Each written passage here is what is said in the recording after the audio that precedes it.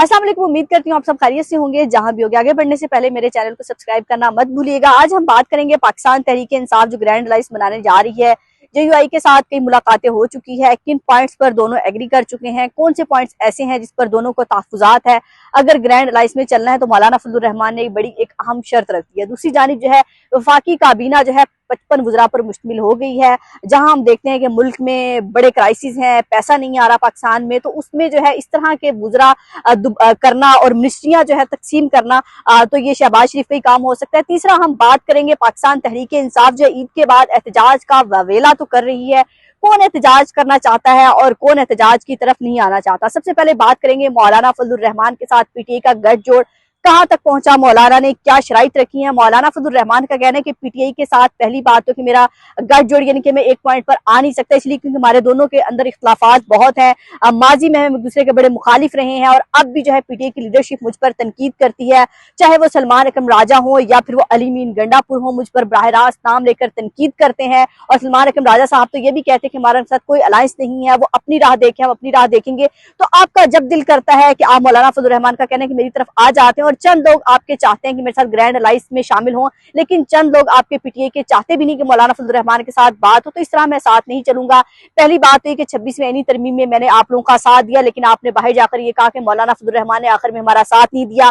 दूसरा, अब जो भी आपकी बात होगी, चाहे वो हुकूमत से हो, एस्टेब्लिशमेंट से हो, उसमें आप अकेले बात नहीं करेंगे, सोलो फ्लाइट के साथ PTI नहीं जाएगी, बल्कि मौलाना फजलुर रहमान समेत तमाम इत्तेहादियों को मुशावरत में शामिल करेगी। तीसरा ये होगा कि कोई भी एहतजाज PTI अगर प्लान करेगी, सबसे पहले इत्तेहादियों को बताना होगा, मौलाना फजलुर रहमान को एतमाद में लेना होगा, उसके बाद एहतजाज प्लान करेगी, अकेले कोई फैसला नहीं कर सकती। और मदारस बिल पर जो है मुझे आप लोगों का साथ चाहिए, ये 3-4 बातें हैं। और PTI ने मशरूत हामी भरने के बाद जो है इमरान खान से मशवरे का जो है वक्त मांगा था, इमरान खान से मशवरा भी गो के कर लिया, इमरान खान ने ग्रीन सिग्नल भी दे दिया। अब उसके बाद मौलाना ने एक और कड़ी शर्त रख दी है कि अगर इमरान खान मान गए हैं, PTI मान गई है, तो मौलाना फजलुर रहमान कह रहे हैं कि मुझे जो है ये तमाम मुतालबात जो मेरे तहफुजात हैं वो तहरीरी तौर पर लिख कर दिए जाएं, ताकि PTI के पास कहीं भागने का रास्ता ना हो, PTI किसी बात से मुकर ना सके और वो तमाम तहरीरी तौर पर मुतालबात हों, तब मैं आगे चलूंगा, वरना मैं आगे नहीं चलूंगा। तो ये तमाम तर वो पॉइंट्स हैं जो मौलाना फजलुर रहमान और PTI के दरमियान एक डेड लॉक की सूरत बरकरार रखे हुए हैं। अब ये तहफुजात दूर करती है PTI, नहीं तहरीरी तौर पर मुतालबात देती है ही नहीं देती, ये तो आने वाला वक्त बताएगा। लेकिन अभी इमरान खान ने ग्रीन सिग्नल दे दिया था मानने के लिए, और ये भी कहा था मौलाना फजलुर रहमान के साथ चलें। अब दूसरा आ जाते हैं कि आज उम्मीद की जा रही है कि जो हमारे नई काबीना में वज़रा शामिल हो रहे हैं, नए कलमदान सौंपे जा रहे हैं, वो आज ऐवान सदर में हल्फ लेंगे। नोटिफिकेशन तो बाकायदा उनके हो गए हैं, लेकिन कई वज़रा को जो अभी नोटिफिकेशन हुए हैं तो समझ नहीं आ रही कि दो हैं, किसका जो है हल्फ लेंगे, किससे दिलवाया जाएगा। किसी को क्लाइमेट मिनिस्ट्री का भी जो हलफ दिया हुआ है और जो है मवासलात का भी दिया, और दोनों में से शाम को पता चलेगा कि मुझसे इसका हलफ लिया जाता है या दोनों को लिया जाता है। तो बहरहाल औहदे भी बहुत हैं, लोग भी बहुत हैं, और शहबाज शरीफ ने सबको खुश करने के लिए कि आखिरी अब हुकूमत 5 साल पूरे करती है नहीं करती, लेकिन अपनी जो MNAs हैं, अपने लोग हैं, उनको खुश करने के लिए कलमदान सौंप दी। अगर 5-6 महीने हुकूमत चलती है, चले ये खुश हों, अगर ये खुश होते हैं तो अगर हुकूमत जाती है, इलेक्शन होते हैं, तो एटलीस्ट अपने अपने इलाकों में लोगों को मूव तो करेंगे, कहीं वोट तो मांगेंगे मेरे लिए। अगर आज भी इनको कलमदान नहीं दिए जाते तो फिर मैं इनसे किस मुंह से कहूंगा कि जाकर मेरे लिए वोट मांगे। तो इसलिए अपना कहीं ना कहीं सेफ फेस रखने के लिए इलाकाई सतह पर इलाके के लोगों के लिए तो ये जो है एक बड़ा स्टेप लिया है शहबाज शरीफ साहब ने, और मुल्क की बेहतरी के लिए फैसला लिया है। क्योंकि वैसे तो IMF की बड़ी शर्तें हैं, कर्जे नहीं हमें मिल रहे, पैसा नहीं हमारे साथ, लेकिन इनकी प्रोटोकॉल्स के लिए एक मिनिस्टर जब आप रखते हैं तो आपके उसको प्रोटोकॉल्स के लिए कोई 10 से 12 बंदे भी होते हैं, उसके साथ घर भी दिया जाता है, गाड़ी भी दी जाती है, बाकायदा एक सेटअप होता है।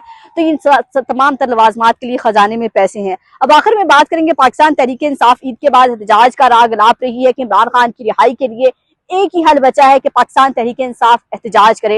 एहतजाज करने के लिए अडियाला जेल की भी जगह सामने है कि अडियाला जेल में एहतजाज करे। अडियाला जेल में तो जो है कहीं ना कहीं MNAs ने रद्द कर दिया कि वहां पर एहतजाज करना फारिग होगा। जैसे हमने पार्लियामेंट के बाहर भूख हड़ताली कैंप किया था, वैसे ये भी फ्लॉप होगा। लेकिन एहतजाज की तरफ ज्यादातर लीडरशिप कह रही है कि हमें एहतजाज की तरफ नहीं जाना चाहिए, क्योंकि हमारे तमाम तरह एहतजाज पहले नाकाम हुए हैं, रियासत हमें इजाजत नहीं देती, हमें इजाजत नहीं दी जाती, हमारे लोग गिरफ्तार कर लिए जाते हैं। तो अभी चंद लोग जो बाहर बचे हैं उन पर भी मुकदमात है। अगर मजीद एहतजाज की तरफ जाते हैं ईद के बाद तो हमारे ऊपर जो पहले से मुकदमात खत्म नहीं हो रहे, मजीद मुकदमात बनना शुरू हो जाएंगे।